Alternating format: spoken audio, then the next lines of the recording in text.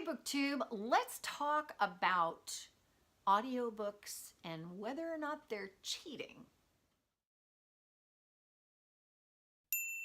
I'm Jen and I talk about audiobooks, and it's taken me a long time to address the topic of whether or not audiobooks are cheating when it comes to reading. Are they really? I've never addressed the topic because I think it's a pointless debate. I don't even know why there is a debate about it because it's stupid. Of course audiobooks are reading. Of course they are. Okay, let me clarify some things. I looked up reading, and the actual definition of the word is to decode symbols so that you derive meaning from them. Okay, obviously symbols are things that you see with your eyes, and so you decode them to get the meaning from them. So technically, that is one definition of reading. Now, I would argue that the word reading is used in a broader sense to encompass taking in a story. And obviously, when you listen to a book, you take in the story.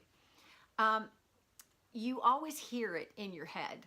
It's called subvocalized reading. And reading with your eyes combines sight with the internal sounds of words. That's what subvocalized reading is. And you're having to decode symbols, and then you have to work within the language processes in your head. So it takes kind of two steps. You have to decode it, and then you have to interpret it as language. When you listen, it avoids that first step. You don't have to decode. So if you want to say that you have an unfair advantage because you skipped that step of having to decode it with your eyes, then okay, I suppose you could make that argument, but I still think it's a pointless argument because reading overall is how you take in the story. Whether you take it in with your eyes and you decode it with your eyes and then let it work within the language areas of your brain, or if you listen to it.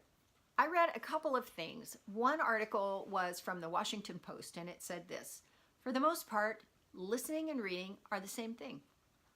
Cheating implies an unfair advantage, but appreciating the story and language is the point. Well said. Absolutely, I agree with that. And then from another webzine called The Cut, I read this: there are people who think of reading as a sort of accomplishment, a mark of honor that you've done something worthy of respect. There's this sense that when you've read a book, you've done something that is worthy of praise and pride and is worthy of other people patting you on the back. This is nonsense. It's a holdover from primary school when you got a star. I agree wholeheartedly. I think this whole debate is ridiculous, and it is, put out there and furthered by literary snobs. That's just my opinion. I think audiobooks are amazing. I love listening to a book. I think that I get every bit as much out of it, if not even more out of it, than anyone who reads with their eyes, or me when I read with my eyes. I do both. But I love audiobooks, and I don't think they're cheating. I think, actually it probably takes you longer to get through a book if you're listening on audio than it would if you are reading it with your eyes.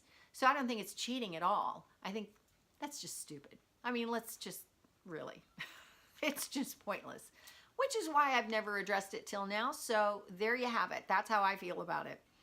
It's not cheating. It's a great way to take in a story. It's a great way to experience a book. So I hope that you will do a lot of it.